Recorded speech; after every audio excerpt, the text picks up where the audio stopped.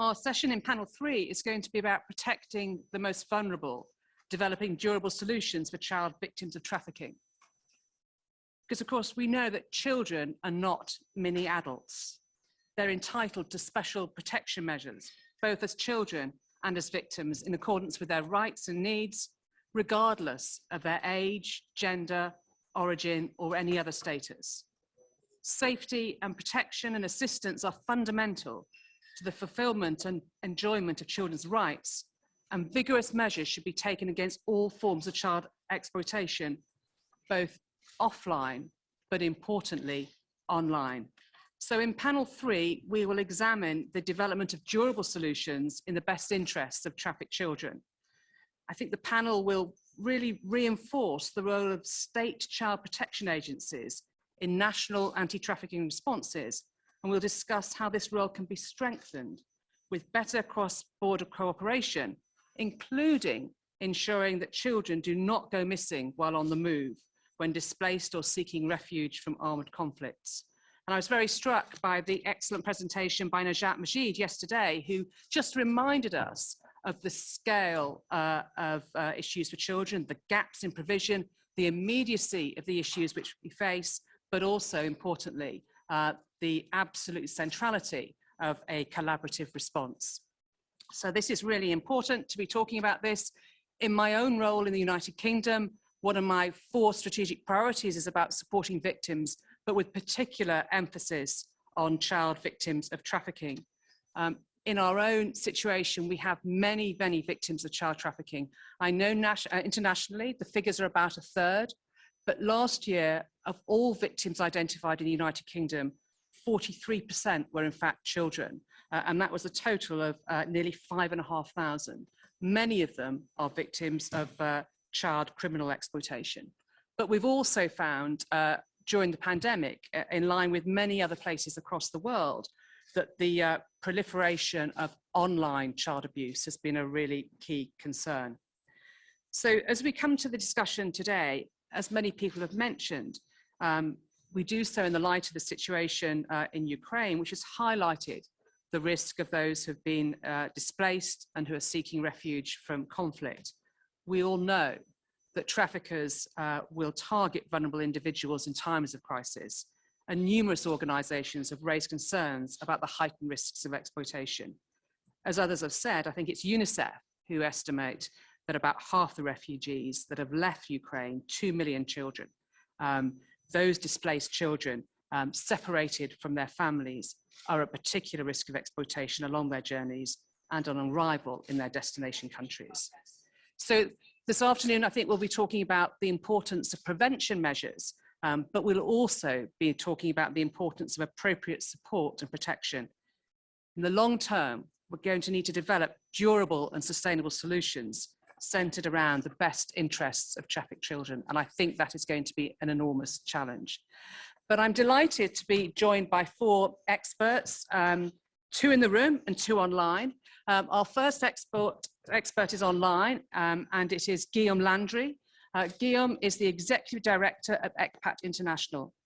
He has over 2 decades of professional experience in the field of organizational development, interagency collaboration, and multidisciplinary research in child protection and children's rights. He was the Youth Mine Action Ambassador against anti-personnel mines for UNICEF, Quebec. Also, he was a child protection advisor for the UN peacekeeping mission in the Democratic Republic of Congo, a research specialist and project manager in West Africa on behalf of the Coalition to Stop the Use of Child Soldiers, and consultant for UNICEF, the World Bank, the United Nations, the Department of Peace Operations, GIZ, Save the Children, and the Canadian International Development Agency. Before joining ECPAT, Guillaume became Director of Programs and Development at the International Bureau for Children's Rights in September 2006 and was named Director General in April 2014. His background in child protection and child rights has seen him lead implementation of programs in over 70 countries. He's also supervised, coordinated, and authored more than 50 reports analysing the status of children's rights worldwide, where he has built relationships in his collaboration with experts and stakeholders in local, regional, and international contexts. Guillaume, we're delighted that you're going to join us on Zoom, and over to you. Well, good afternoon, Vienna. I hope you can hear me well. Greetings from Bangkok. So it's the night here, and I can reassure you that the end of the day went very well. So it's a good omen for what's probably coming your way in Austria. So thank you very much for the introduction, Dame Thornton. And I've been asked, and I'm conscious of time, so I'm going to jump straight into subject matter of examining how our response collectively in regards to the prevention and response to child trafficking around the world needs to take a bit of a step back and looking at what have we been able to achieve and how successful we are on the way forward. And I think one of the critical aspects we found is that I think that the overall community of interest have put a lot of emphasis on legislation, training material, packages, monitoring, reporting mechanisms, policies, referral pathways, and procedures between different sectors. And that's all very good. But at some point, we need to be very careful of how are we actually accountable to the children. Are we able to reach them? Are we effective in our way to make a difference for those children? And in some ways, we need to recognize that a critical actor in the circle around the child protection system are the service providers.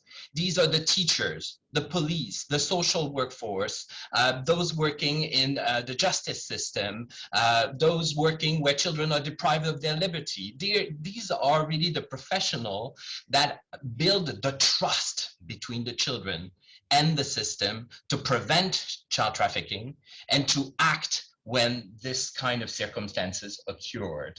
And what we need to take into account for the past decades, there is a plethora of training material and packages and tools that are available, many of which are of excellent quality. But I think one of the critical problems is looking at the sustainability of those efforts. There's been a strategy globally to outsource that responsibility to external actors and civil society organizations, which invest huge amount of resources to be able to continuously every year try to train those people individually or multi-sectorally to address those different dimensions of trafficking, oftentimes with an approach that is based on knowledge, as if we're lecturing those practitioners with an understanding of the problem rather than addressing the need to strengthen their skills. So in many ways, I think it is an important moment to take a step back and say we need to work more on the integration of those aspects, the responsibility of the states to integrate permanent, mandatory, evaluated training in the initial curriculum of new recruits joining the police academy, the school for magistrates, the school for social work. And as in the national budget of every state, the budget to teach how to maneuver a weapon for a police officer is part of the national budget, right? So it is not dependent on external actors to afford that delivery of that course. So there is a need to shift a little bit the approach, work on the accountability and responsibility for states to have that perspective on integration, focusing on a competency-based approach that will really enhance and address the question that begs to be asked is how? How do I prevent effectively as a teacher, as a social worker, trafficking of children? How do I respond to such circumstances as a police officer, gendarmerie officer, a judge, or someone working in a location where children are deprived of liberty, including in migration context? So these elements are oftentimes neglected in existing capacity building approaches, and again, are sort of delivered by outsiders. So really there is an important look into seeing how we can use the opportunity for the initial training for new recruits, looking as well as specialized training for those working on dedicated unit mandated to address the issue of trafficking, and the continuous training for in-service personnel in areas and regions or in the whole country where this is indeed an issue. So those elements, what would be my last message is to pay attention to the ever-ending sort of request for more resources. And it may be a bit strange to say that as an NGO, as right, this is a national sport to always request more money and more resources. But let's be careful. Our research has demonstrated that much of what needs to happen in order to effectively prevent and respond to child trafficking doesn't necessarily require a lot of money.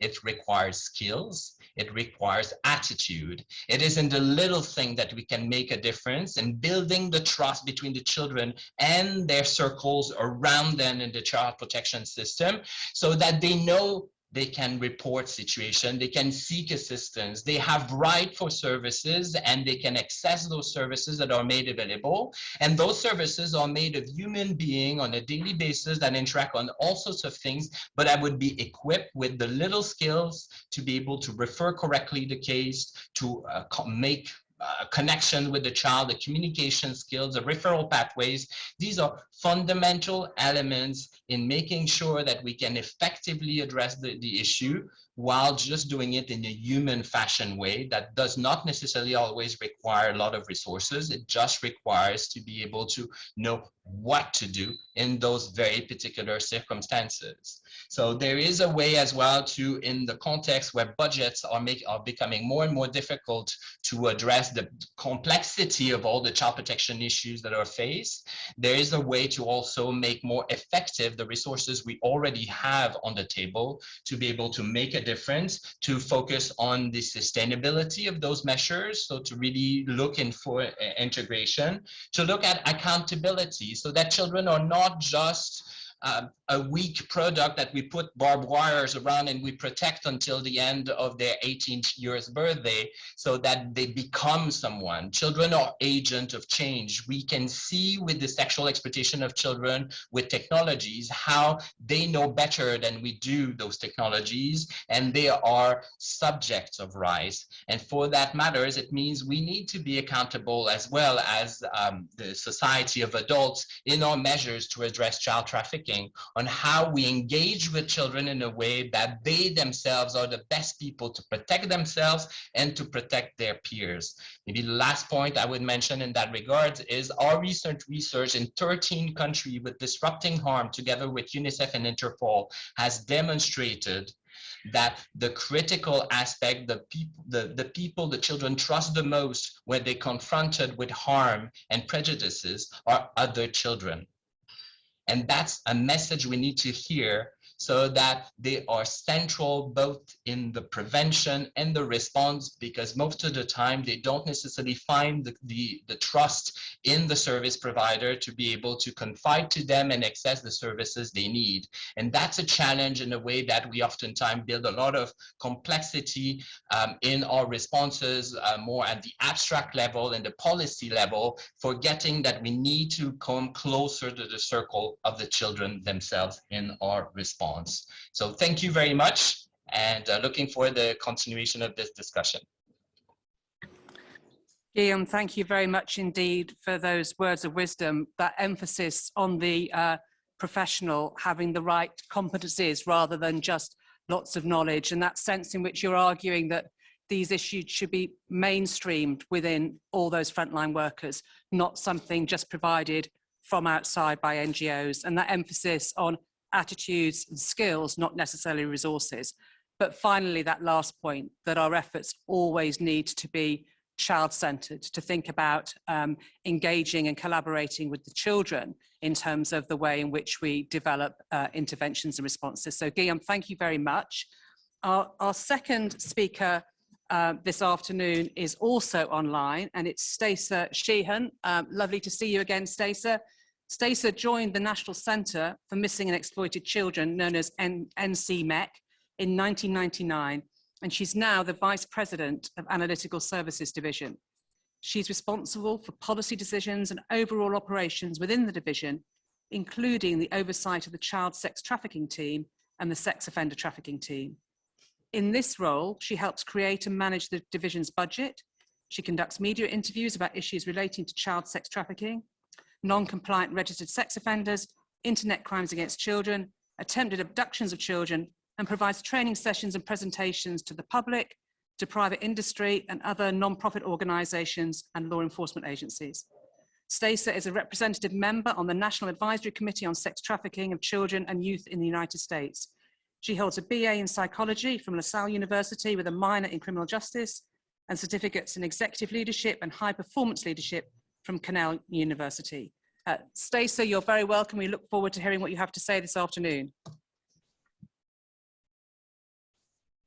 Thank you so much. I'm hoping everyone can see a couple of the slides that I have shared, and I'm honored to be here today on behalf of the National Center for Missing and Exploited Children in the United States. I wish I was there with you in person, but I really appreciate the opportunity to speak with you remotely. Just a very quick overview for those who may not be aware. The National Center is a private nonprofit organization, non-governmental organization that was started in 1984 by John Walsh, who you may know from some of his television shows, as well as his wife, Reve, after a tragic incident involving their son, Adam, who was abducted and murdered. And the Walsh family felt strongly that in the United States, we needed a stronger and more coordinated national response to the issues of missing and exploited children. And so that became our mission. And since then, we have become publicly and partially funded by the US Congress to perform 15 different programs of work. One of these programs, and the primary program related to child sexual exploitation, is the operation of the Cyber Tip Line.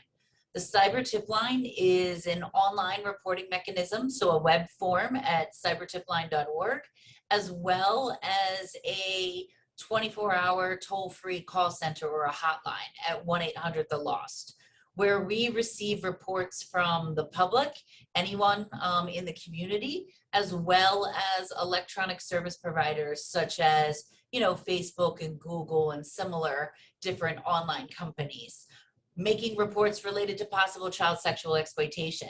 And I have those different forms of sexual exploitation up here on the screen, but the first three are the largest categories that we receive reports. So that includes child sexual abuse material, as well as the online enticement of children for sexual acts, which could be an adult engaging in conversations online with a child, hoping to move that offline for sexual exploitation, or online enticement by an adult to a child, hoping to convince that child to produce images of child sexual abuse material that they then share with the adult, who then may extort that child for more imagery.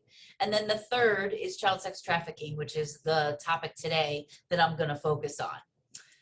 Now, I want to share a little bit about scope and scale of this issue of child sexual exploitation. This is a glimpse of the past couple years in the number of reports that we are receiving on this topic.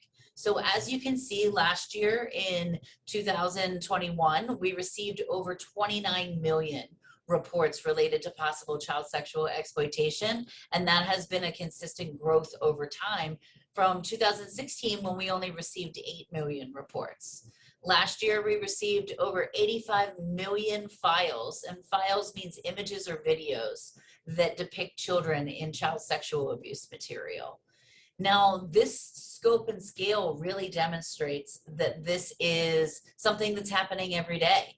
And here I'm going to share with you a global map, because 90% of the reports that we are receiving indicate that the images or the videos were created or are being shared by a country outside the United States.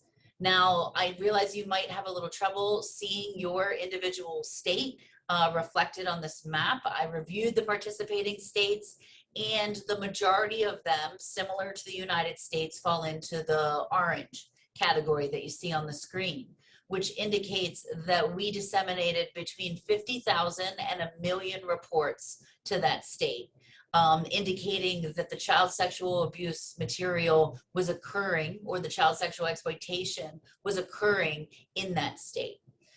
Other states that are participating states are reflected in the darker yellow or the lighter yellow, which means a range anywhere from 10,000 to 50,000 reports.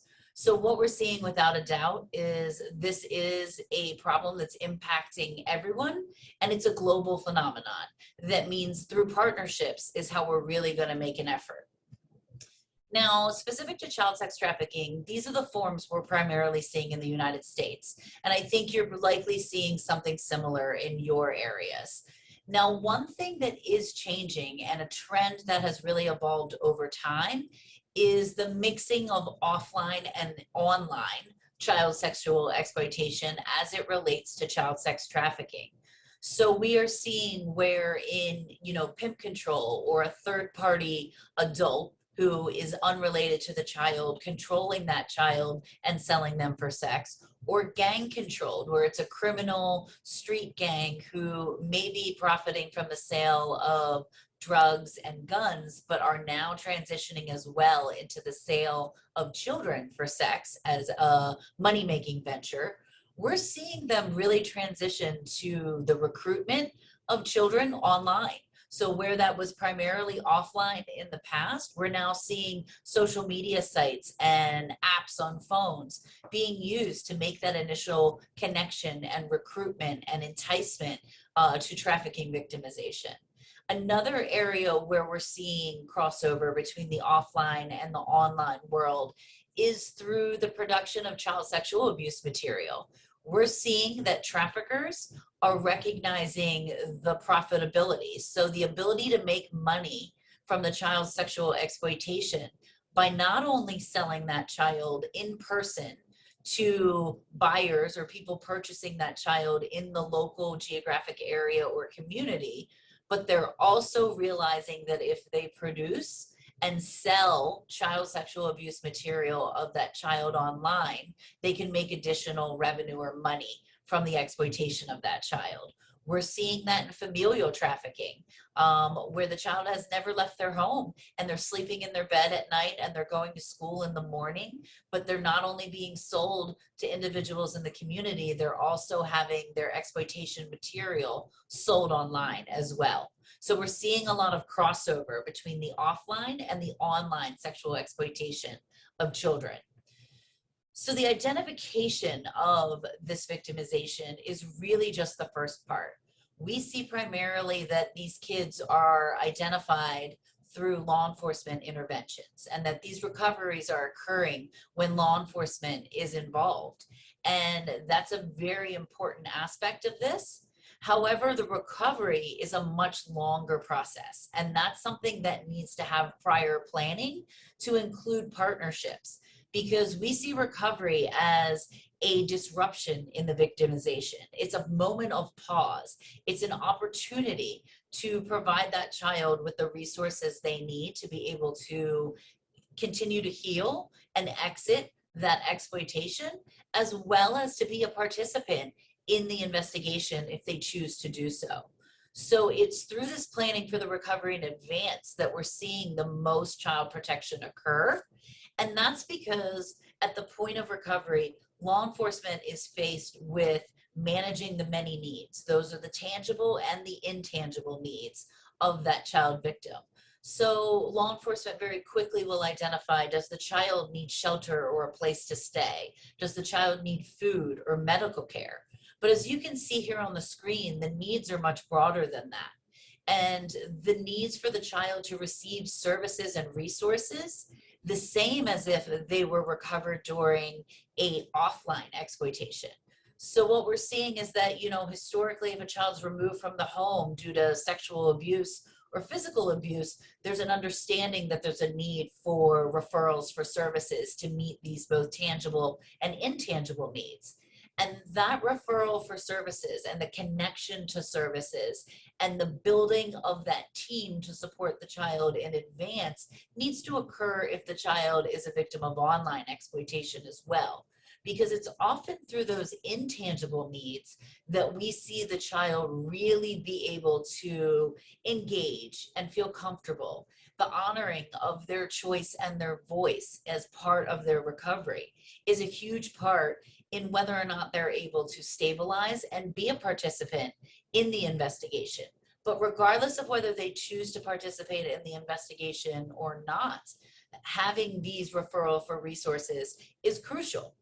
And as I mentioned several times, it really takes that team. It includes a multidisciplinary team. So it's the need for child protection or child welfare. It's the need for medical providers as well as mental health, sometimes drug and alcohol. And it's ensuring that these services are providing in a culturally competent way is also what leads to healing, becoming that long-term process for the child. So with that, I'm going to wrap up. We only had a short time today to speak, and I just would love to refer people to the website that's up on the screen right now, missingkids.org/CST, for more information about training and resources that are specific to the general public, specific to law enforcement and investigating.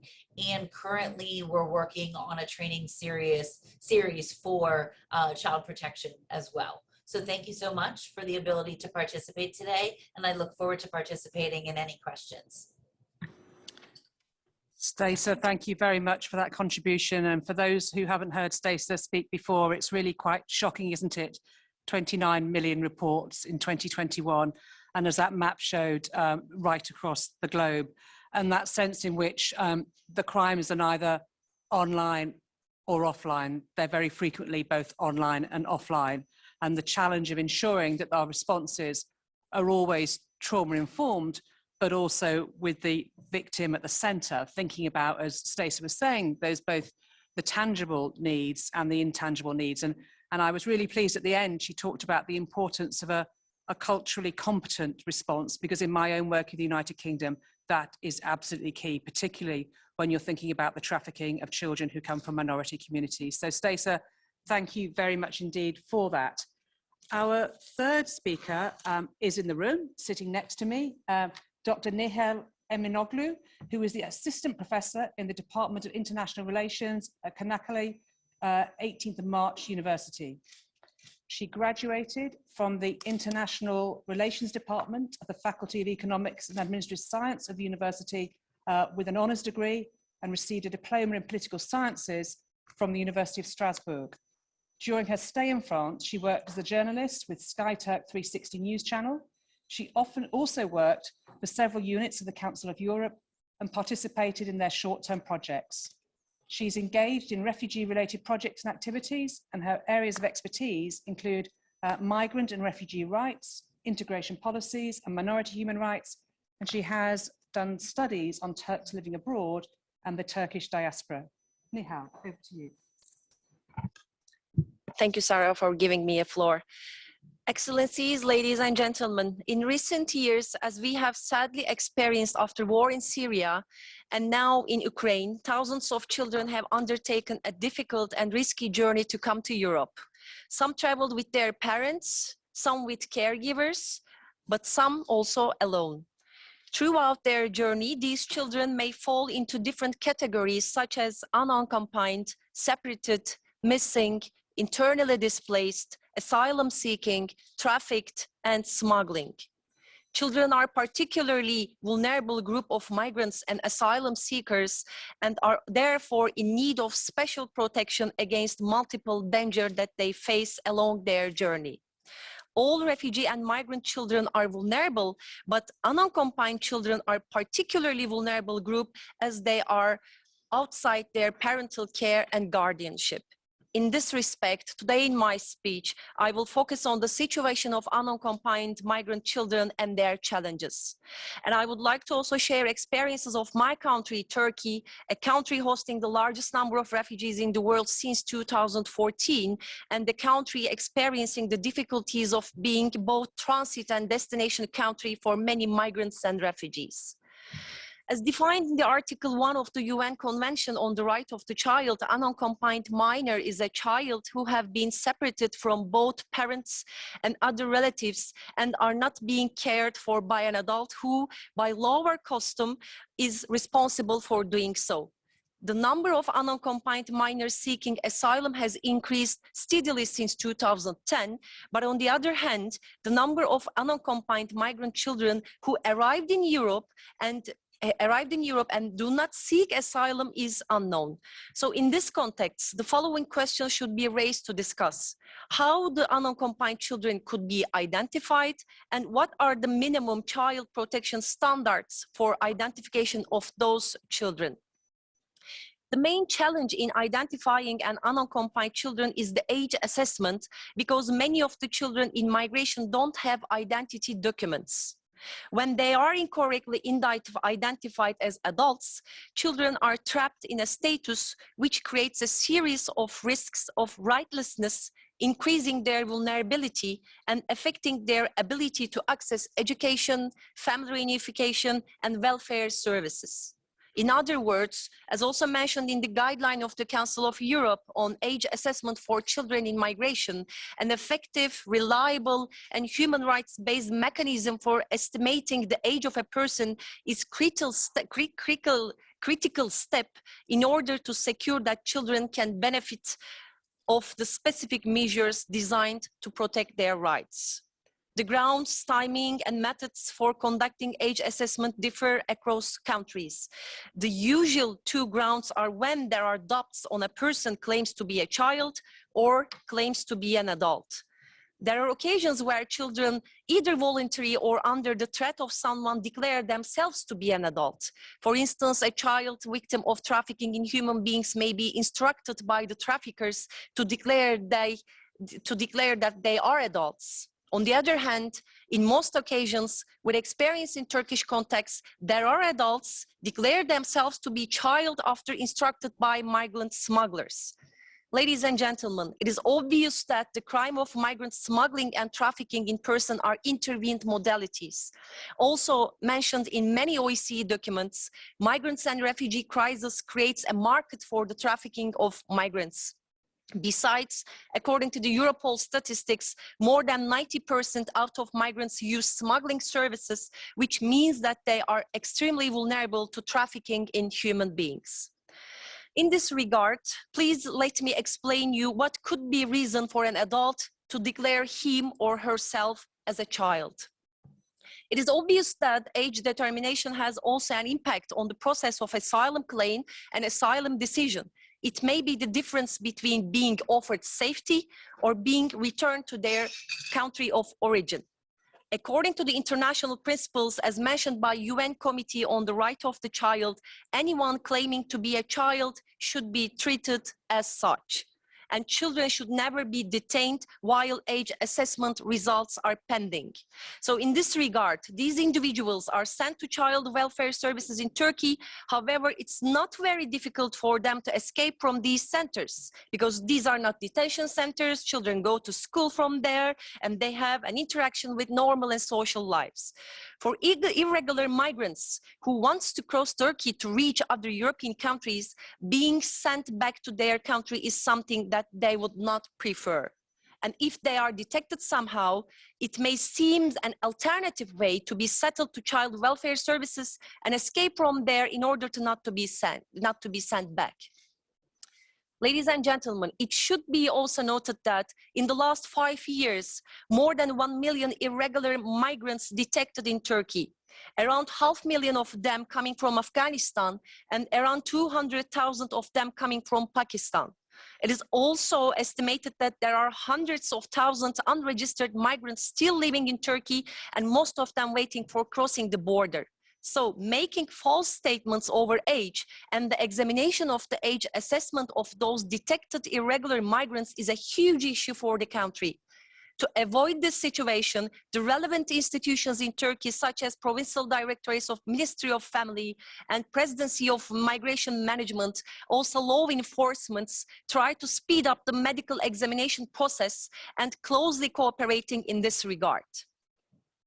Another point is that from the time there's a doubt about a person's age and until the end of the age assessment process, states should ensure the appointment of a guardian to the unaccompanied child. This guardian and legal representative needs to be able to discuss the age assessment with child and provide necessary information about the process and child rights in a language that the child can understand. According to Turkish regulation on unaccompanied minors, the legal authorities such as police, gendarmerie must accompany to the child during the process of age assessment. It should be also underlined that those officials experienced in working with children need to be well trained, and the interpretation need to provide throughout the process if needed. There are these areas that should still need a further developments.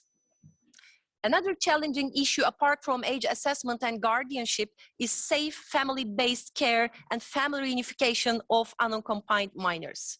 The most common form of family-based care for those minors is kinship or network family placements. All placements in Turkey are arranged by relevant authorities where they provide reasons for their decision and explain how the best interest of the child were taken into consideration in the process. On the other hand, it's not always possible and easy to monitor the child and the family in scope of the formal child protection system. As suggested also in the Fundamental Rights Agency's FRA reports, regional and protected-based approaches should also be integrated with child protection system to ensure the safeguards for children and the best interest of the child. This principle is crucial for the protection of child against abuse and harm that may also come from her or his family members. When it comes to reuniting refugee and migrant families, states should ensure active research to find the parents. To do so, relevant authorities in Turkey, in coordination with NGOs, cooperating closely with UNHCR in order to facilitate the family reunification in accordance with human rights. In addition, the Red Crescent in Turkey has established national mechanism in coordination with International Committee of the Red Cross and the relevant stakeholders to reunite separate families by regulating and facilitating collective and coordinated work. Last but not least, it is also crucial to integrate those unaccompanied minors into the society for the best interest of child. To do so, Turkey's legal system provided following points in the line with recommendations of the international standards of human and child rights. First, as mentioned in the guiding documents of UNHCR, unaccompanied children should be registered through interviews. Effective documentation of the child will help to ensure that subsequent actions in the best interest of a child. Interview with unaccompanied child is also vital to identify the potential risks and forms of trafficking that child face during the journey, also risk factors of trafficking and profile of traffickers. If the human trafficking focused interviews are conducted and elements of trafficking is detected, then it could be much more easy to provide victim support program for those individuals. Second, unaccompanied children who seek asylum and are considered a particular vulnerable group, and such children should be accommodated in specialized centers with specially trained staff. For unaccompanied minors turning 18, states should ensure accommodation and technical financial assistance for the new stage of their life outside the child welfare services. Third, as education is a key player and access to education is a fundamental right, not a privilege, states should take the necessary measures to integrate those children to the national education system. It should be also underlined that access to education and regular school attendance is also crucial to prevent child labor and child trafficking based on labor exploitation. Fourth and last, it should be once again taken into account the importance of age assessment while taking about child labor. There is no single age assessment method whereby an exact conclusion can be reached on age. In addition, all methods, including medical examination, have a wide margin of error. What international standards and norms on this issue request that all margin of error must be applied to the benefit of the individual. Ladies and gentlemen, today's children, tomorrow's future. Save the children, save the future. Thank you for your attention and thank you for the invitation. Nihal, thank you very much indeed. And you reminded us how unaccompanied refugee minors are just so vulnerable. And also the that really difficult issue of age assessment. It's a very tricky issue in the United Kingdom at the moment, and the extent to which that should be a medical process or not, and the points you made about margin of error are really key. Also, the value that a guardian, a properly equipped guardian, can make in a child's life, and the importance of thinking about those special centres where children feel able to disclose what's happened to them. But also you reminded me of other issues that I'm very aware of in the UK, that when children turn 18, it's really important that that transition period is managed, because that is a time of huge vulnerability, particularly around access to education, so that they've got some hope for the future. So thank you very much. Some really, really important points. And our last speaker as well is in the room with us, and I'm very pleased to welcome Romina Kuko. Romina is the Deputy Minister of Interior of Albania. She is a security sector expert with a long experience in public administration and international organizations. From 2006 to 2010, she worked at the Ministry of Defense, Euro-Atlantic Integration and Defense Policy Directorate, where she served as a desk officer for Eastern and Southeastern Europe, while she was part of bilateral negotiations team with NATO member states. From 2010 to 2017, she was with the OSCE, where she managed a vast portfolio of countering violent extremism through community engagement, community policing, and interreligious dialogue. Romina Kuko is the chair of the Municipal Council in Tirana, as well as chairing the Interinstitutional Working Group for Chapter 24 of the Aquis Communitaire Justice, Freedom and Society, and she's also part of Albania's negotiating team for EU accession talks. She holds a BSc in psychology from the University of Sheffield, as well as an MSc in international relations and diplomacy. Romina, the floor is yours. Thank you, Madam Moderator.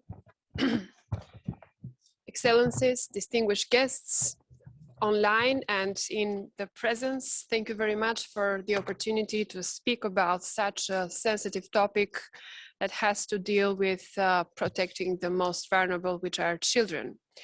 First of all, I want to express once again the solidarity of the Albanian government to Ukraine. I want to express, of course, the solidarity to everything that needs to be done to support the people of Ukraine. Just not longer than 2 weeks ago, we also had a street named in Tirana called Free Ukraine. So this is symbolic, but it shows that our hearts and minds are with the people of Ukraine. Regarding the topic, Albania has built a solid legal and institutional framework to address child trafficking within the child protection system. Examples can be the very recent action plan on anti-trafficking of human beings with specific actions to address all forms of child trafficking. Since 2018, we have a comprehensive legal framework on child protection, which includes tailored interventions to identify, refer, and assist cases of child trafficking. Albania National Referral Mechanism since 2012 and its standard operation procedures provides for tailored identification, referral, and assistance procedures for children, potential victims of trafficking with a developing child protection legislation. We have constantly ensured that these two areas were in synergy and that anti-trafficking procedures are fully aligned with child protection legislation and procedures.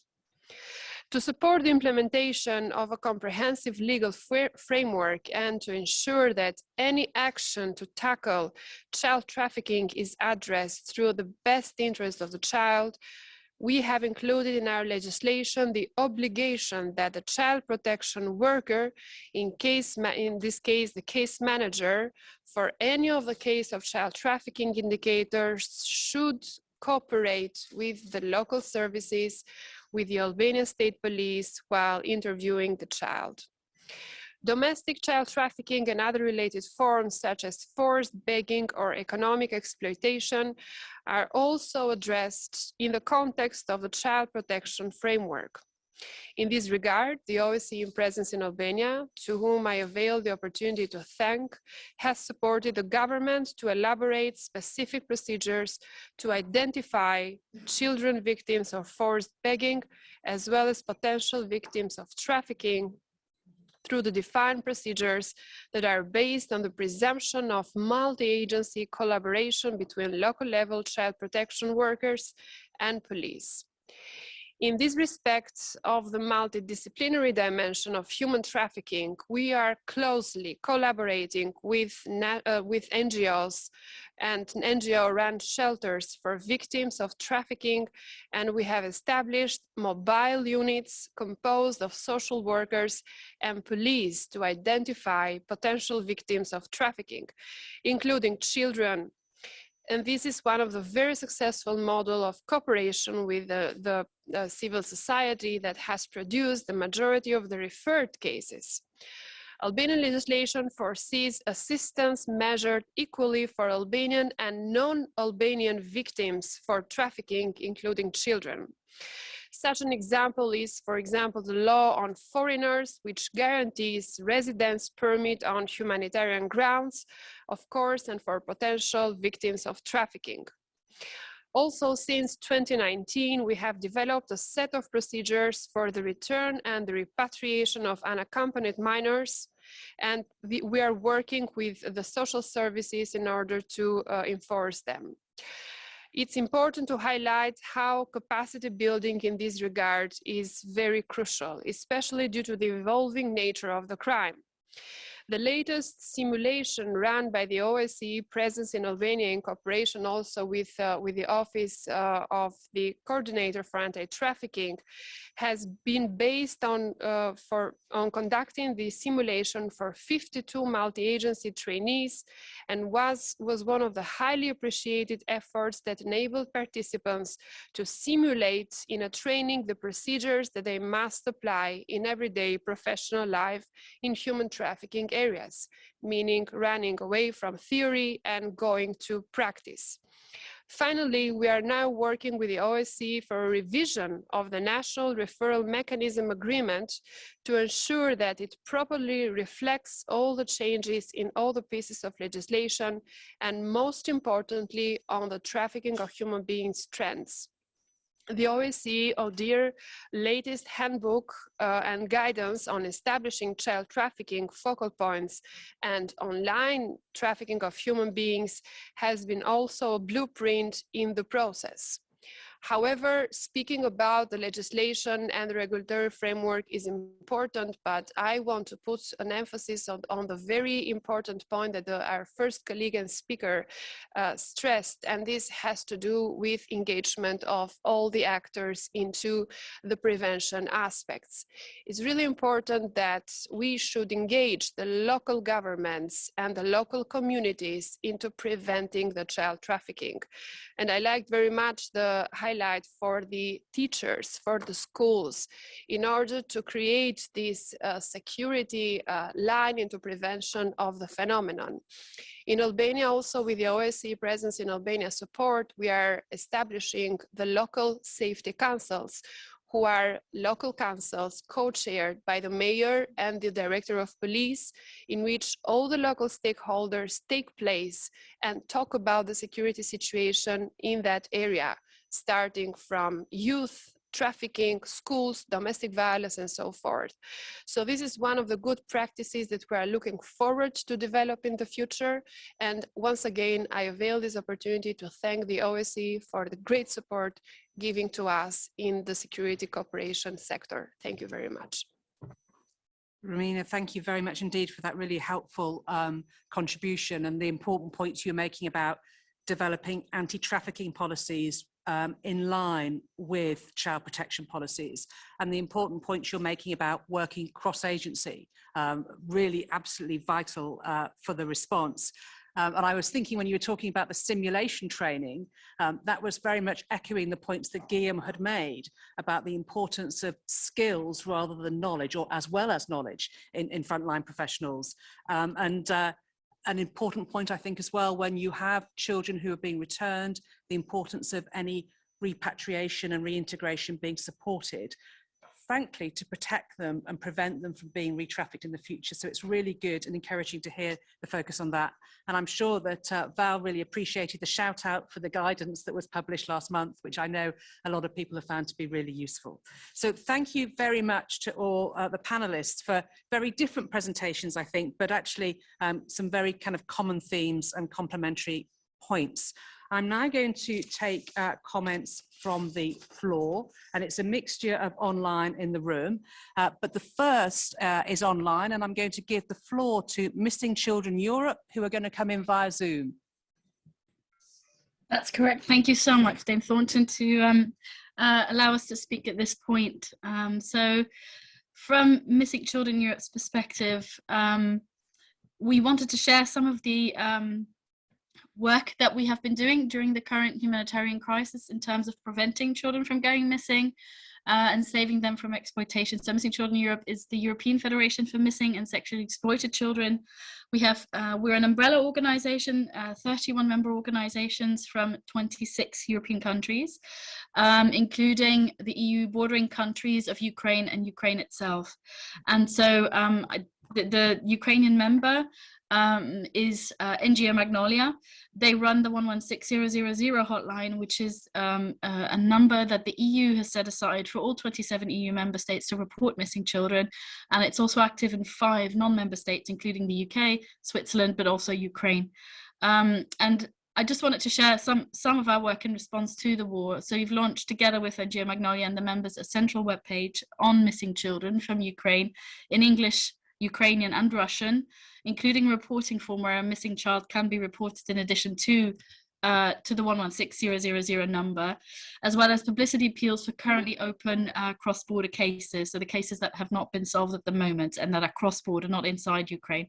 We've also set up a Ukraine help desk to help them manage the caseload that our member Magnolia is dealing with. This includes a central database on cross-border cases, but also for their cases inside Ukraine that can be consulted by all the hotline operators. And we're also working with the relevant organizations such as the International Commission for Missing Persons and Red Cross Family Links. We would like to link that database further with our reporting form and our publicity appeals, of course. And we are hiring a Ukrainian and Russian-speaking staff member with a background in psychology, education, social work, ideally to try and work with our members so that whoever calls the 116000 line across Europe also has access to Ukrainian and Russian translation, because not all of our members, of course, evidently speak the language. And we would think it was very important to share that number around, to have one. We luckily have one number across Europe to report missing children, and we see that as a very important link in the chain in terms of preventing children from going missing and from being trafficked. In Ukraine, since the armed attacks, our member has received more than 2,000 cases of children going missing, but that's inside Ukraine. It's important to stress that these are linked directly to the war in Ukraine, are mainly caused by loss of contact and often due to damage to the infrastructure. Unfortunately, some have also may be civilian casualties due to the bombings on civilian targets. To date, we've registered 10 Ukrainian children missing in the EU and 1 child with EU nationality missing in Ukraine. And almost half of those are suspected parental abduction cases in the context of the chaos. 2 of them were unaccompanied minors. In 1 case, there were some red flags for trafficking, but so far no confirmed cases of trafficking. And that 1 case, everything turned out to be fine. It's the hotlines network, so the 116 hotlines, the police in Ukraine, Moldova, the bordering countries, Interpol and Europol have been working together very well on this and together with us. So we are trying. We've solved 2 cases so far in that sense, so that there's good cooperation going on. We have not seen any confirmed cases of trafficking at the moment, but the circumstances are placing children at a very high risk of trafficking, I would say. In view of the limited time, I just want to share 1 key recommendation in terms of preventing children from going missing and trafficking. And from our side, that's the registration of children, which is absolutely key. So because of the Temporary Protection Directive that the EU has activated, in many respects that prevents trafficking because it gives refugees a quick access to their rights to housing, education, employment and healthcare, all of which is very important to prevent trafficking. However, it also gives people the right to travel freely between Schengen countries, which in principle is also good because otherwise that plays into the hand of smugglers. So this is a good thing. However, it makes it very difficult to register children. It means that there are only 2 points where children leaving Ukraine will be registered once they go to the Schengen zone. The first point being at the border upon entering the Schengen zone, and the second one being in the country of destination, where hopefully someone will register them to go to school and to have access to healthcare and other rights. Can I interrupt? Sorry. Because we're now quite over 2 minutes. Okay. Sorry, I apologize. So no, I think just to round that up, to make the point that it is very, very important with a view of family reunification to encourage all Ukrainians and everybody who knows of a Ukrainian child for that registration in the destination member state to happen, how important that is, and to follow up on all of these cases of children to make sure they are with the right people and that family reunification in a further stage is possible. So that's just the information I wanted to share. Thank you. Thank you for the very practical help that you're clearly providing on the ground. If I could remind speakers to keep to 2 minutes so that we can try and finish on time. I'm now going to give the floor to France on behalf of the EU. Je vous remercie, Madame la modératrice. Avec votre permission, je passe la parole à la délégation de l'Union européenne. Thank you.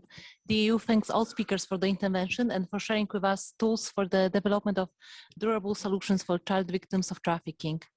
The EU is extremely concerned by child trafficking offline and through online tools targeting children. The EU promotes a comprehensive approach when addressing trafficking, which is human rights-based, victim-centered, gender-sensitive, and age-specific.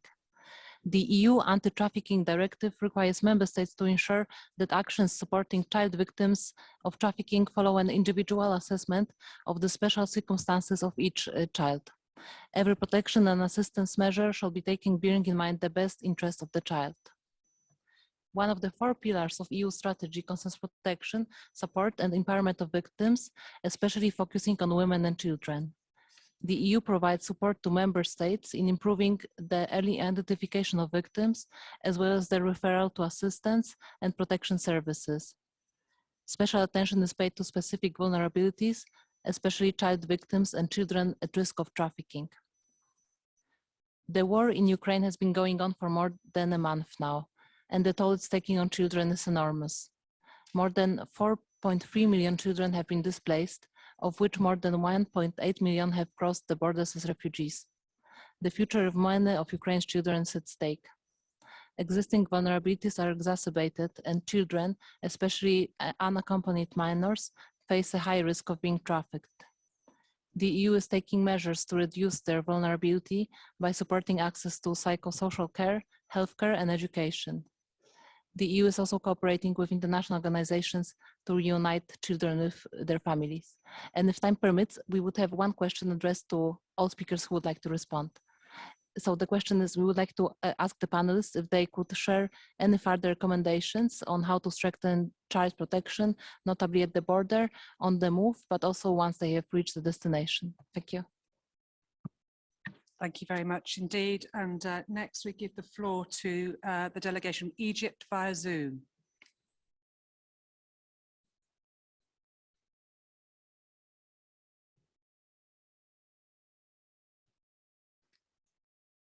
Have we got the delegation from Egypt? Yes. Thank you, Madam Moderator. Ladies and gentlemen, sustained economic growth is expected to create the necessary conditions for the development of human capital in general and of children in particular, allowing them to realize their full potentials, as the lack of effective child protection systems would reinforce the vicious circle of poverty and exploitation. Egypt recognized the importance of establishing child risk protection systems in line with the international standards. This recognition originates from the fact that children represent a large segment of the Egyptian population, roughly 12.6 million. Furthermore, the government is committed to implement the Sustainable Development Strategy Egypt Vision 2030, which includes ambitious targets for ending violence as part of a broader vision aimed at investing in its children and in which every child grows up safe from violence and any form of exploitation. This vision reflects the relationship between child development and economic and societal development, as investment in children doesn't only improve their well-being, quality of life, and their personal earnings in adulthood, but also is imperative to create and sustain broad-based economic growth in societies. The National Strategy to Combat Trafficking in Persons 2016-2021 has been adopted as one of the components of the comprehensive strategy of the Egyptian state, which is based on 4 pillars, 4 Ps: prevention, protection, prosecution, partnership. Child victims of trafficking are entitled to special protection measures in Egypt as follows. First, the legislative framework based on our law. First of all, of course, with the Constitution of 2014, the law number 64 of 2010 regarding combating of human trafficking, the Convention on the Right of the Child, the Egyptian Child Law number 126, and other national and international human rights instruments. I'll go immediately, for the sake of time, to the second pillar, which is more operational. The government of Egypt is working to strengthen the necessary health, psychological, and social care services for all child victims of trafficking, because this is for Egyptian and foreigners, as Egypt is hosting more than 6 million foreigners in the country.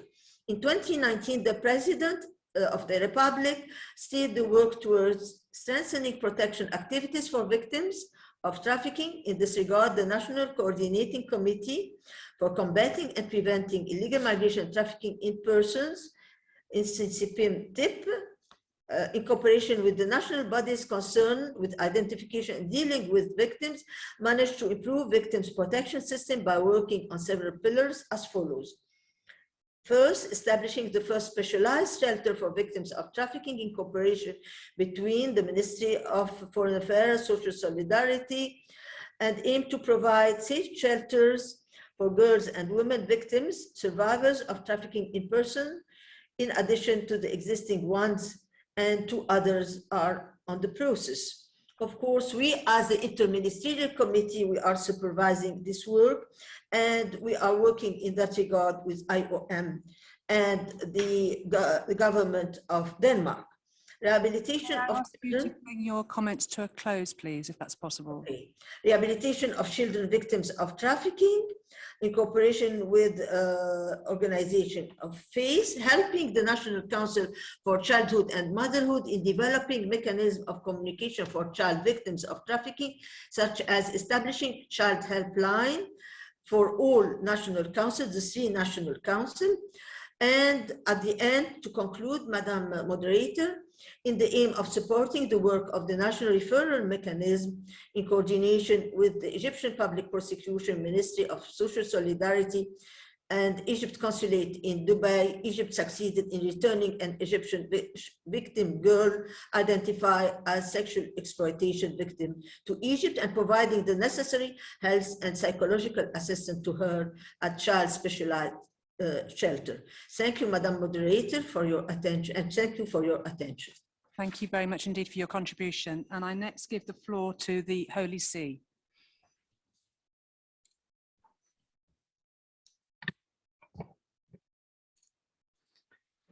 Madam Moderator, international conventions, regional directives, regulations, and several national laws account for the need to protect minors and safeguard the best interest of the child. Sadly, all this is still not enough to protect children from becoming victims of trafficking. As Pope Francis has reminded us, particular concern must be shown for children and their families, those who are victims of human trafficking rings, and those displaced due to conflicts, natural disasters, and persecution. All of them hope that we will have the courage to tear down the wall of silent complicity that worsens their helplessness. They are waiting for us to show them concern, compassion, and devotion. Tragically, child trafficking is on the rise. Globally, 1 in every 3 victims detected is a child, but in low-income countries, children account for half of the victims detected, most of them trafficked for forced labor.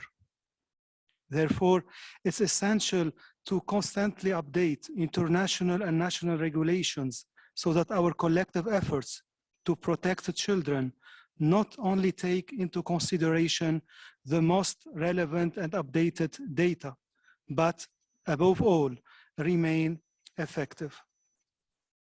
All efforts to ensure that child victims can live and recover in peace, security, and within their own family environment should be made. To this end, family reunification for children who are victims of trafficking should be guaranteed by governments, especially when circumstances hinder the child from returning to their home country. Looking at the risk of trafficking and exploitation of minors, my delegation takes into consideration following measures of great importance. Verification of the identity of individuals and organizations that offer transport, shelter, and other services. Cross-border collaboration and data exchange between border control, law enforcement, and child protection authority in order to quickly identify and protect separated and unaccompanied children. Implementation of family tracing and reunification procedures for children deprived of parental care. And national and international law enforcement monitoring the movement of unaccompanied and separated minors. Thank you, Madam Moderator. Thank you very much for those comments. And I next give the floor to Spain.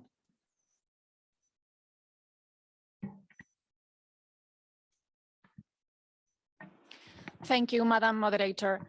Excellencies, ladies and gentlemen, Spain has always been committed to and concerned about trafficking in human beings, a serious human rights violation that has become especially important given the current situation in Ukraine. Trafficking in human beings is a multifaceted crime which can be perpetrated in multiple ways and for different aims. It is also low risk, highly profitable, and difficult to prosecute crime with strong links to organized crime. Any action or policy in this area must place the victims at the center. For Spain, victims have always been our main concern, but especially now that Ukrainian women and children, apart from being victims of an outrageous war, are in a clear situation of increasing vulnerability to human trafficking. It is important to raise awareness and inform those vulnerable. Victims are often not even aware of the fact that they are being trafficked. And this cruel reality is even worse in the border countries where refugees from Ukraine arrive in thousands every day. These women and children are worried about their housing and feeding. They can hardly imagine that soulless criminals could be there to traffic them. This becomes all the more important with the current migration flows driven by fear and desperation due to war. This is therefore our responsibility to be proactive and protect them before it's too late. But we are running out of time as we speak. Thank you very much. Thank you very much indeed. And I next give the floor to Uzbekistan, the Ombudsperson on Child's Rights via Zoom.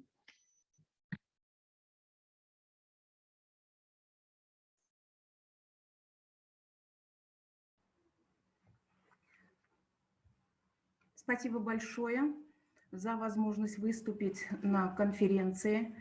Уважаемые дамы и господа, в Узбекистане проблематика торговли детьми является составляющей частью принятых и действующих программ и законодательных актов, которые направлены на противодействие торговле людьми в целом и на обеспечение защиты ребенка от всех форм эксплуатации. Последствия для детей, они носят необратимый характер.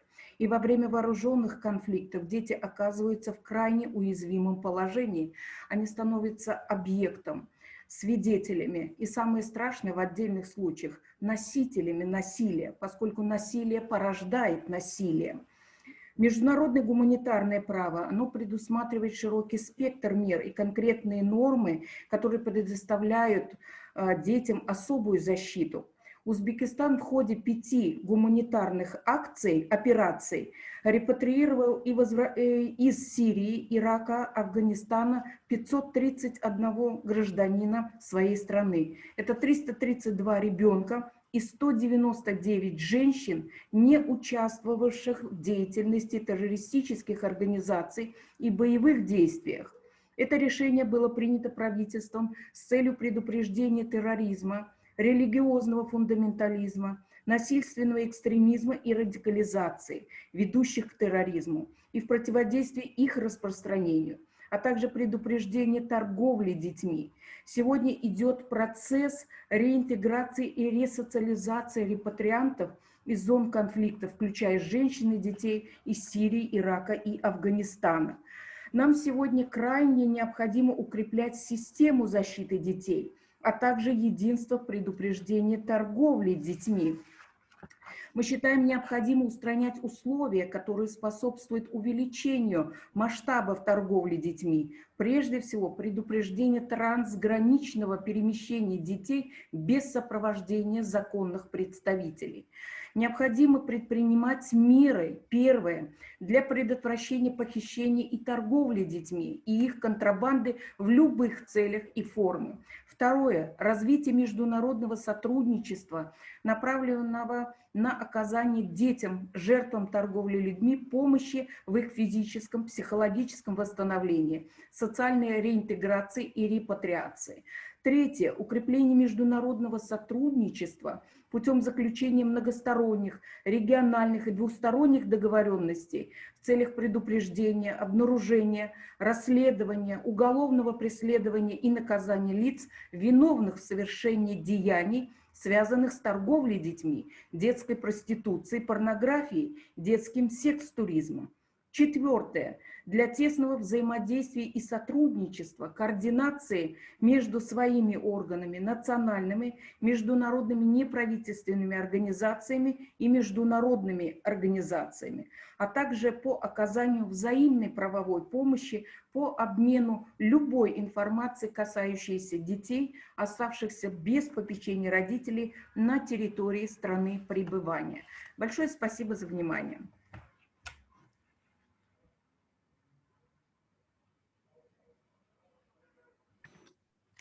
Thank you very much indeed. And can I just remind the panelists that we had a question from the EU, and I am going to try and come back to you. And the question was, do you have any recommendations to strengthen child protection at the borders or for children on the move? So just to give you a bit of a heads up, hopefully 1 minute each at the end.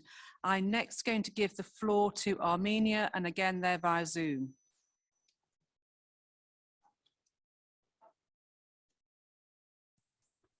Добрый вечер, уважаемые организаторы, уважаемые участники столь важного мероприятия. Я Погасян Тигран, представляю Генеральную прокуратуру Республики Армения, сам являюсь прокурором по управлению по борьбе с преступлениями против личности и курирую вопросы борьбы с трафикингом и торговлей людьми. Армения ставит очень важное место, на очень важное место борьбу с торговлей людьми. У нас действует отдельный закон по вопросам идентификации и оказания помощи лиц, жертв торговли людьми. У нас на ежегодном, на каждые 3 года принимается национальный принимается национальная программа по борьбе и предотвращению трафикинга. И даже на уровне закона мы закрепили, что это должно быть каждые 3 года, должна приниматься правительством такая программа, и это принимается. В соответствии с законом у нас вся помощь жертвам торговли людьми предоставляется в полном объеме, и социальная, правовая, здравоохранительная и так далее. Вся та помощь, о которой говорили в эти дни все докладчики, у нас тоже все предусмотрено. Получают единовременную выплату, компенсацию в размере $500. Я сразу переведу на деньги. Вне зависимости от того, получат ли они возмещение вреда от преступников. Одно от другого не зависит. Они от государства получают помощь, а также имеют право на получение возмещения убытков от преступления, возмещения вреда от преступления. Это тоже очень важно. Законом у нас, вне зависимости от пола, от расы, от национальности, от гражданства, всем предусмотрена соответствующая помощь. От пола и от возраста тоже. Дети у нас тоже на особом учете в этом плане. У нас на законодательном уровне, тоже в законе об выявлении и оказании помощи жертвам торговли людьми предусмотрена специальная прогрессивная норма, что оказание помощи жертвам не зависит от их степени участия в уголовном процессе.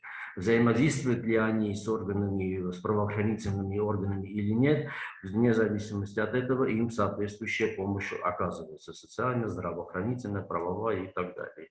И также у нас развита сеть негосударственных общественных организаций, которая очень помогает жертвам торговли людьми. У нас есть также общественные организации, сотрудничество с государством, тоже они активно помогают жертвам торговлей людьми. По поводу детей еще скажу, что у нас в основном связано с трудовой эксплуатацией, это принудительное попрошайничество и работа в сельском хозяйстве. Мы делаем акцент также в последние годы на проактивное расследование, на проактивное выявление случаев эксплуатации и торговли людьми, не только делаем ставку на заявление потерпевших и жертв. Мы сами активно участвуем в этом направлении. Полиция, прокуратура, судебные органы и так далее. Я сам лично прокурор выявил такую схему принудительного попрошайничества детей, и в процессе уголовного дела также было выявлено неблагополучная семья, и там уже были решены соответствующие проблемы. В части сексуальной эксплуатации. Bring your comments to an end, please. Все, спасибо. Пару слов о сексуальной эксплуатации. У нас тоже последние годы в этом направлении делается большая работа и на предотвращение таких мероприятий. Много случаев выявлено. И самое главное, что хотелось бы тоже акцентировать, у нас увеличилось число судебных приговоров. И в части трудовой, и в части сексуальной эксплуатации. Тенденция началась развиваться с 2020 года. Спасибо за внимание. Thank you very much for your contribution. And I next give the floor to Azerbaijan.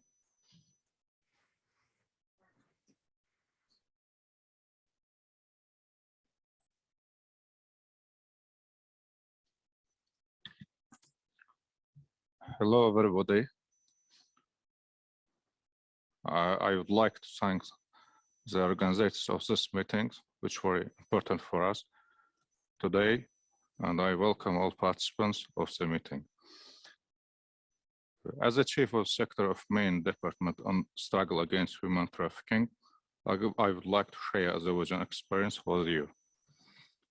Azerbaijan government ensures the protection of victims and frame National Act Plan approved by President of Azerbaijan Republic. And state bodies execute this plan in mutual relation with non-government organizations. After identified the victim of human trafficking, we compile the list of need of victims and we prepare an individual work plan for rehabilitation and reintegration victims.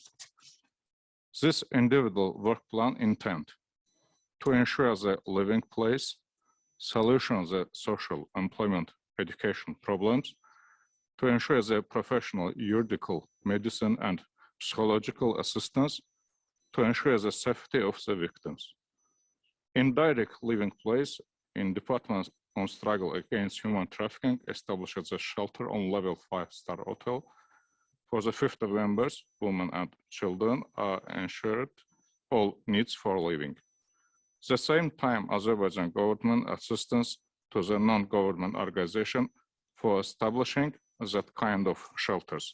For example, financial assistance in capacity $50,000 USA to the non-government organization is named help to the women and Azerbaijan's children.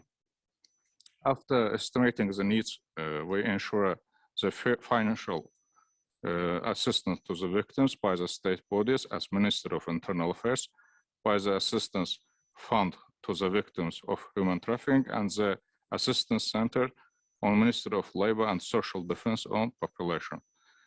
I can say only in 2020, 12 victims ensured with the workplace, 25 with the vocational training, and 12 children of victims ensured with under-school education.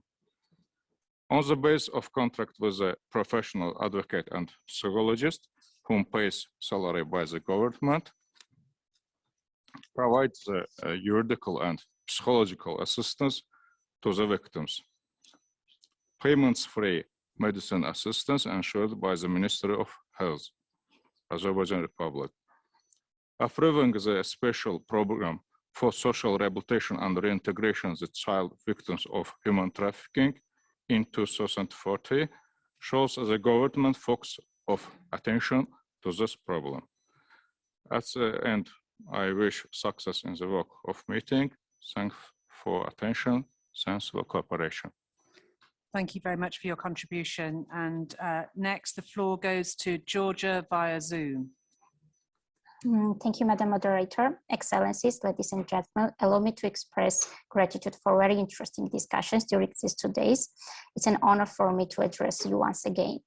Children are one of the most vulnerable groups for human trafficking crime. We reaffirm our commitment to the essential objectives of the relevant international conventions and treaties regulating the protection of children from the identification up to their recovery and integration. We keep our work to base all actions concerning child victims, whether undertaken by public or private social welfare institutions, law enforcement, or courts, based on the best interests of the child. Over the last few years, Georgia has made significant legislative and institutional progress in identification, prevention, and response to the effects of child trafficking. The measures to combat all forms of human trafficking against children are integrated in the Georgia's 2-year national action plans on combating trafficking in human beings, and Georgia is currently finalizing its work on the first national strategy and action plan for protection of children in situations from any kind of violence, including human trafficking. Georgia acknowledges that protection of children requires well-coordinated and partnership-based actions from the state. In this regard, Georgia has established the effective mechanisms of violence prevention and response by adopting the updated child protection referral mechanism back in 2016. The new mechanism expanded the responsible entities, including local municipalities, for referring child violence cases to the social services and the police. The full package of state-run services, including shelters, crisis centers, legal, psychological, and medical assistance for the child victims, are provided by the government of Georgia. In the active cooperation with local NGOs, Georgia adjusted its actions and services to the COVID-19 crisis. Since 2020, Georgia also actively works to establish effective psychological social service center for children victims of violence, including human trafficking, the so-called Barnahus model. And since this year, the service center is already operational in Tbilisi, Georgia. Despite the progress achieved, Georgia intends to strengthen work in various directions in order to address existing challenges and meet current needs. Thank you for your kind attention. And thank you very much for your contribution. I now give the floor to Smile of the Child via Zoom.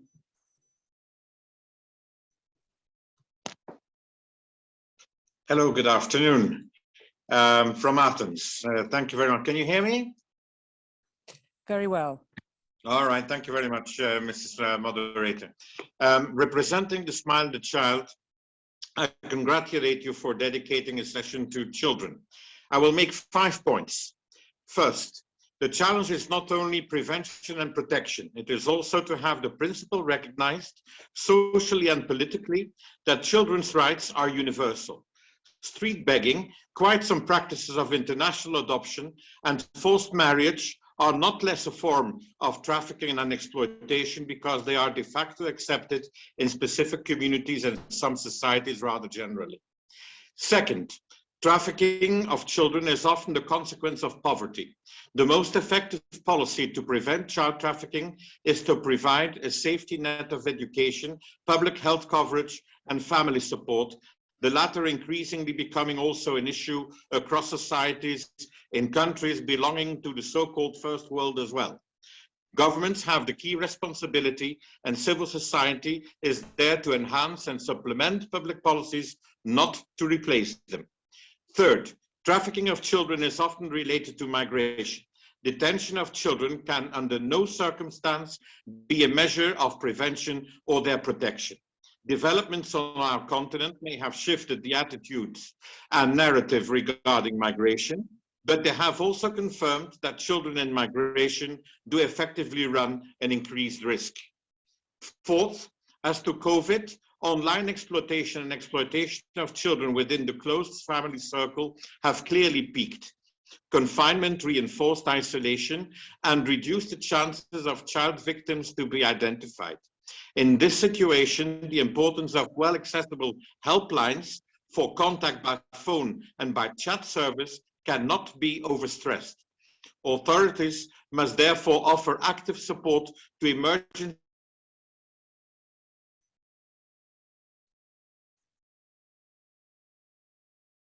on a European by organizations ours, the Smile of the Child. And then fifth and last point, the overall challenge is to make sure that children receive a holistic response to their needs after trauma. However, there is no one-fits-it-all solution. The task can only be taken on properly in a solid cooperation between authorities and a segment of civil society which works with sound holistic models. In this, Mrs. Moderator, the Smile of the Child is a very willing partner also for the endeavors at the OSCE. Thank you. Thank you for those 5 excellent points. I now give the floor to Cypher Trace, who are in the room. Thank you, Your Excellencies, honorable delegates, and colleagues. My name is Janelle Still, and I am Director of Investigations, representing the US-based blockchain analytics firm CipherTrace, a MasterCard company. Briefly, CipherTrace delivers cryptocurrency anti-money laundering compliance solutions for some of the largest banks, crypto exchanges, and other financial institutions in the world. We support both public and private sectors in cryptocurrency investigations, education, and intelligence. We've partnered with civil society organizations such as the Anti-Human Trafficking Intelligence Initiative. Cryptocurrencies have the potential to serve multiple roles and uses as a speculative investment, a store of value, a piece of art, a vehicle for money laundering, an instrument for financial inclusion for the non-banked or underbanked, as well as a tool for digital identity verification and used in donation campaigns. Blockchain intelligence firms build tools that enable investigators to follow this money on-chain. For trafficking cases involving cryptocurrencies, it is critical that investigators are trained on the use of blockchain tracing tools and know how to identify when crypto is involved in a case. So I submit to you a case study that highlights the intersections between cryptocurrency, human trafficking, public and private partnerships, and cross-border cooperation. In this case, a member state law enforcement agency used our blockchain tracing tools to determine the source of funds, Bitcoin, tied to a criminal case. Building upon this information, they identified the subject, and via the use of the tracing tool, linked them to a child sex trafficking investigation. The agency then quickly identified and rescued the child. Bad actors like these traffickers may believe that cryptocurrencies are untraceable and therefore choose this as their vehicle to launder proceeds of their crimes. However, this is largely a false assumption. On-chain analytics provide a durable solution for those trafficking cases involving cryptocurrencies. Thank you all for your time and your dedication to end trafficking in human beings. Thank you for your contribution. Now I have one more from the floor, but before I give the floor to Save Ukraine, I'm very aware that 1740 is rapidly approaching, which is the time which the interpreters will be released. Can I just say on behalf of all of us, thank you very much for your professional support this afternoon. It really is appreciated. Hopefully, Save Ukraine will speak for 2 minutes, and therefore we are in good time and we can have that interpreted, but otherwise we can carry on without. So can I now give the floor to Save Ukraine, please? Thank you for giving me the floor, Excellencies, distinguished delegates, Mesdames et Messieurs. My name is Léopoldine Mic-Despointes. I'm French and American. I'm an expert activist on international disability rights. I'm the former VP of the World Disability Union. I'm also a filmmaker. The first day of the war, I dropped everything to focus on the children of Ukraine. I'm here today on behalf of Save Ukraine as the honorary advisor for disability rights. Mykola Kuleba's foundation.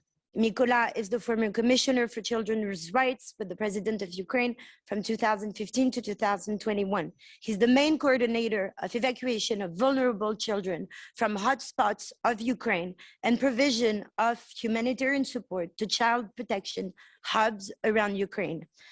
Save Ukraine has so far evacuated more than 10,000 children. I just came back from Ukraine, from a sensible zone where I greeted orphans and disabled children. One of them was a disabled teenager who was in a rehabilitation center directly bombed at last Wednesday. He was on the floor, incapable to move, while being bombed at.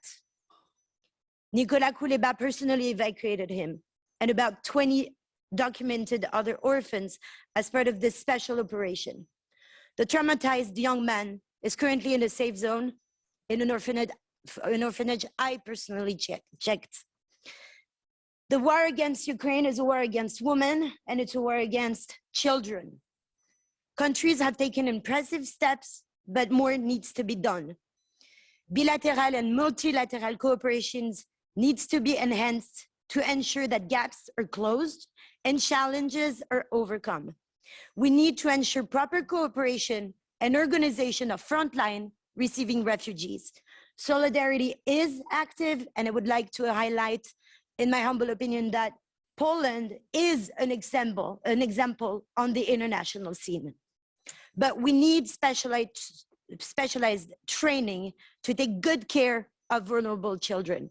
We need to prevent that women and children fleeing from the war or falling prey to traffickers in Ukraine and on their journey.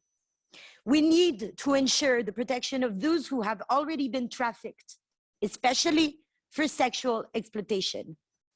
We need to cooperate to ensure proper medical care, rehabilitation, following up on current treatments. For instance, many of the children are undergoing treatment for leukemia, psychological support for proper recovery, while peace is being negotiated as Ukraine's medical facilities will need to be rebuilt.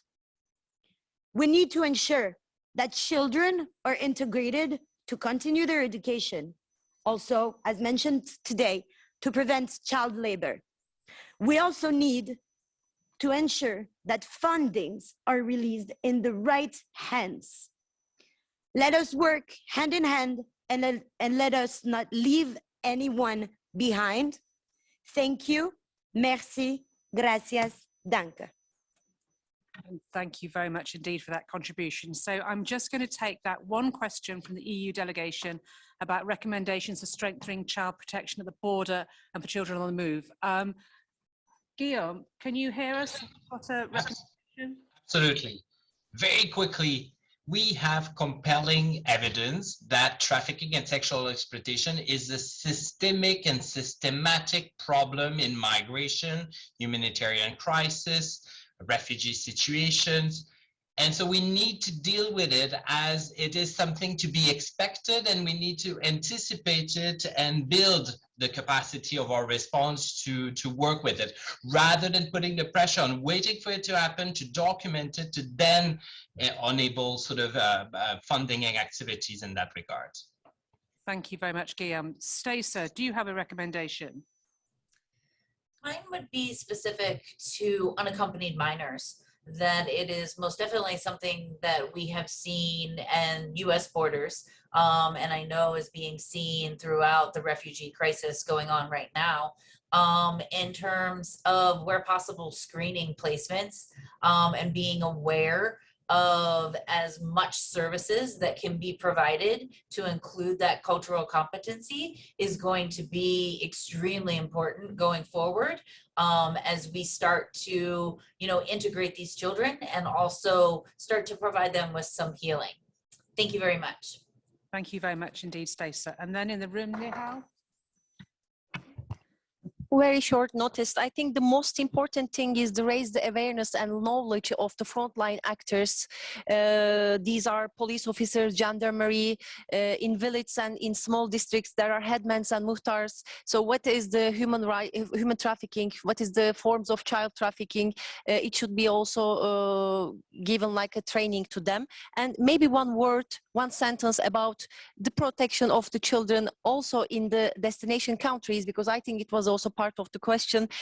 We also experienced the importance and effectiveness of household visits, mostly conducted by NGOs throughout the projects. So in this way, social workers have a chance to visit houses and see the challenges there, child marriage, violation, domestic violence, and etc. So that is also important, I think. Thank you.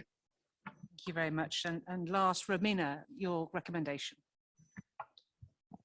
I believe that cross-border cooperation is really important and exchanging of information is really important. And I think that regarding the child trafficking potential, police should facilitate the procedures because it's not a matter of bureaucracy. So I believe that joint police communication, especially on a cross-border, is really important, and facilitating exchange of information should be done in a quicker modus. Thank you. Thank you. And that finishes the session. Thank you very much for all the excellent panelists, but also thank you very much for the contributions from the floor. Over to you, Sasha. Thank you so much, Dame Sara. Thank you so much, dear panelists. On behalf of the Office of the Special Representative, I would like to add to the question that was asked and remind the participants in the room that we have published the framework of the national focal points for child victims of trafficking in response to one of the provisions of the Milan ministerial decision. And we repeat our call to participating states to pilot this framework. I will be very happy to talk bilaterally if there is an interest in that. With that in mind, I would like to thank you all on behalf of Val Ricci for being with us throughout this day and very rich discussion, contributing to it, listening very actively. The conference is not over yet. Even the day is not over yet. I would like to remind you that there's another side event on the NRM at 6, which will be held on Zoom. And then there'll be 3 more from 10 till 1 tomorrow morning, before we rejoin tomorrow for the last panel at 15 Vienna time. Have a good rest, enjoy the rest of the side event program, and see you tomorrow.